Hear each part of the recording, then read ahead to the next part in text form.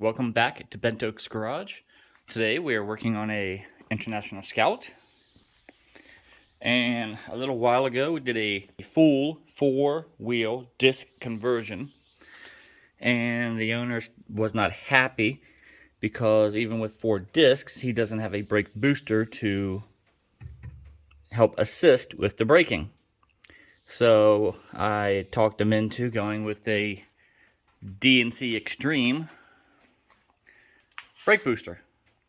That is custom made for these old International Scouts. Costs a little bit of money, but I think it's going to be well worth it.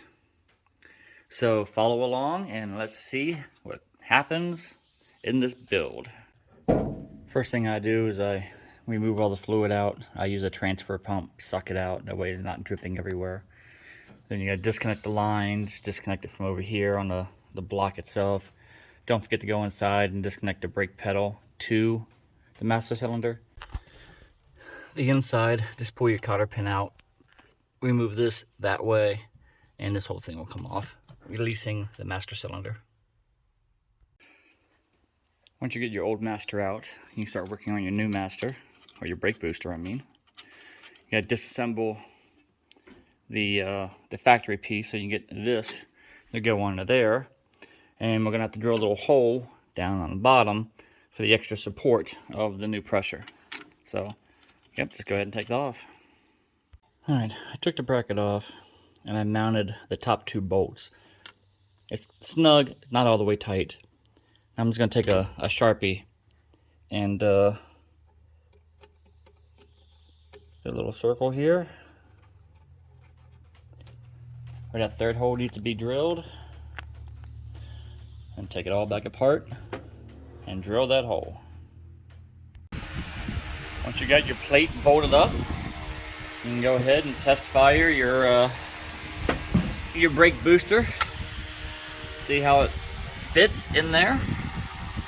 Having a hard time doing it one-handed.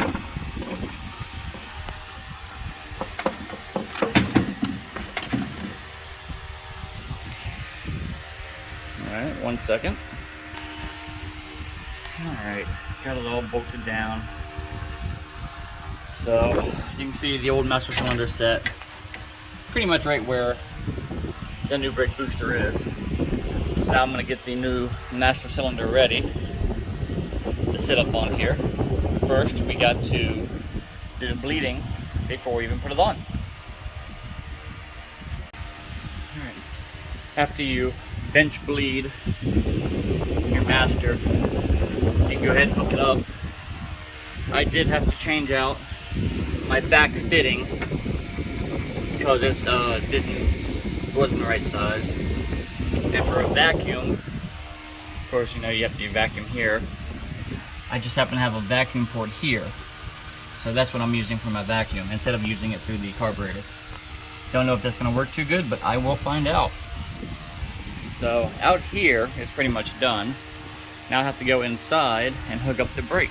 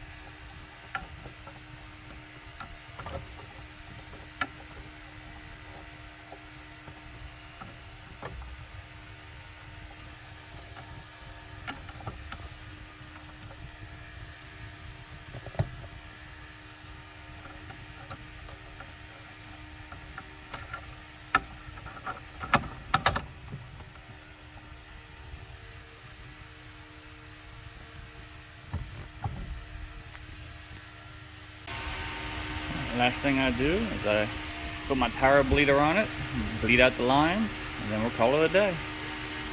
And that's how easy it is to put power brakes on your old International Scout.